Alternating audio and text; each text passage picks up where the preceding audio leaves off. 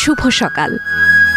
আজ রবিবার ১ জুন ২০২৫ খ্রিস্টাব্দ, ৪ জিলহজ ১৪৪৬ হিজরি, ১৮ জ্যৈষ্ঠ ১৪৩২ বঙ্গাব্দ গ্রীষ্মকাল। বৈশাখের উৎসব পেরিয়ে প্রকৃতি আজ দাঁড়িয়ে জ্যৈষ্ঠের দুয়ারে। ঝলসানো দুপুরেও সবুজ পাতার ফাঁকে লুকিয়ে থাকে শান্ত ছায়া আর ফুলে ফলে ভরা গ্রীষ্মের কবিতা।